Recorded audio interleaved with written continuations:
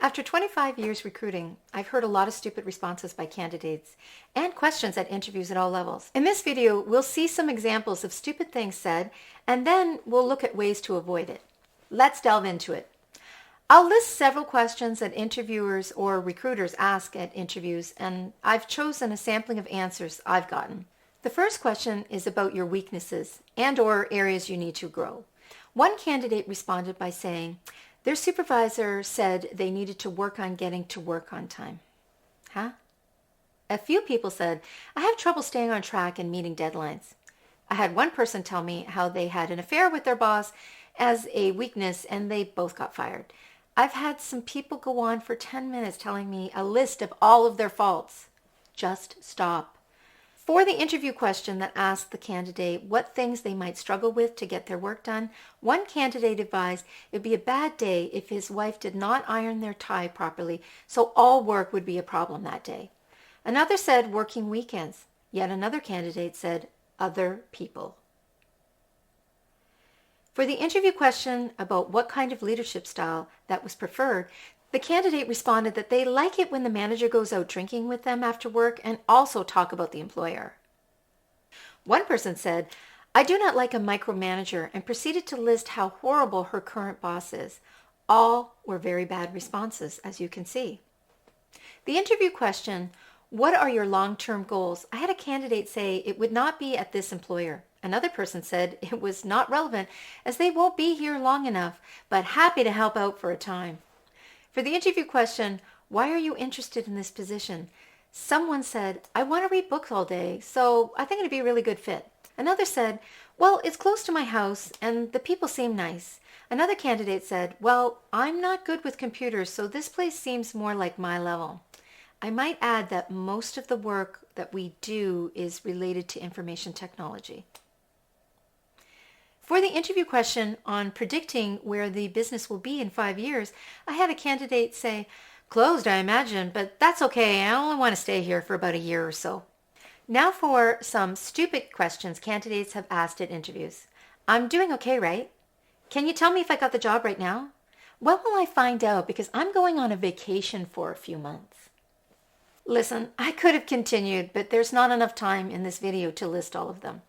Now, let's dissect why these answers by candidates and questions by candidates are just plain stupid. For the question about your weaknesses, did you see the trend of admitting to being a poor performing employee? Yeah, not a good idea when you're in an interview. Pick things that are actually positive for weaknesses like, I have trouble saying no as I really want to help all of my colleagues. So I'm working on balancing that piece and learning to say no when it will impact my ability to get my work done. See how you're giving the employer the impression that work is important? So are your colleagues as well. They're on your mind, but you have to focus in on trying to get your work done. Plus, be careful in revealing very personal details for any interview question, as this is definitely a no-no. For the question about what you might struggle with to get your work done, the recruiter really does not want to hear anything negative, to be honest. Do not tell them about personal things. Stick to work. If the job calls for weekend work, saying working weekends is a problem is definitely the wrong answer. For the interview question that asked the candidate what things they might struggle with to get their work done, working with people is required in every job known to man, so that response by the candidate was an epic fail. Technically, this question implies it's about you, but really, it's not. They want to make sure you rarely struggle, and if there is a struggle, you got this and you can manage it. You might say, I'm not sure I would struggle per se, but if something unplanned happened to cause an issue with the work deadline, I'd reprioritize my tasks or project list, ensuring I take into account other departments and customer needs. Once I've created my plan, I would ensure my manager was good with the new plan of action, and then I would proceed. For the question about the kind of leadership style, you should not include substance use like alcohol and drugs. Most employers actually have a policy on substances. Plus, talking about inappropriate relationships in an interview is just a bad idea. The answer the other candidate gave, listing all of the horrible things about their current job and boss, tells the employer you are going to be a problem employee. Pick a leadership style that shows you can perform your job without a lot of direction. You might say, if it's true, I like my current manager style. They do not micromanage me, and they trust me to get the work done, as they know I'll keep them informed along the way in a project, so there are no surprises for them. In terms of the "what are your long-term goals" interview question, it should be connected to the employer you're trying to get the job at. They're going to spend a lot of money on recruitment, and they expect you to stay, and they want to retain you.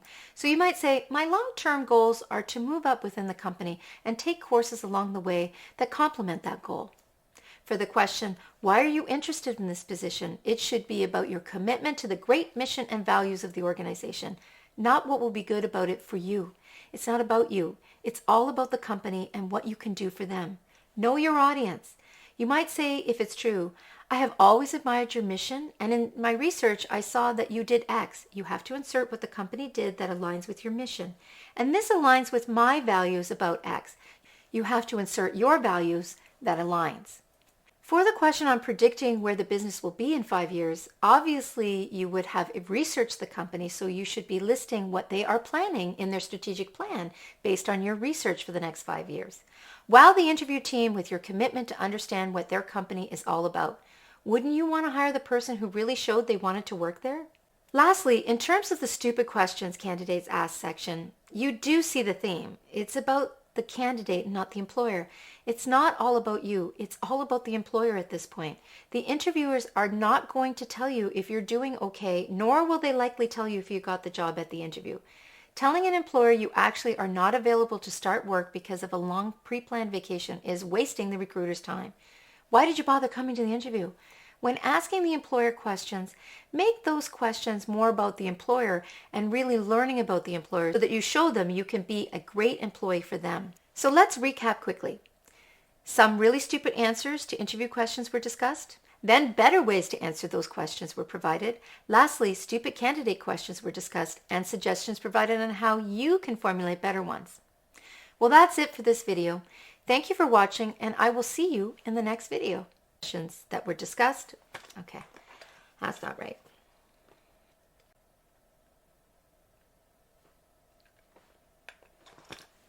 What?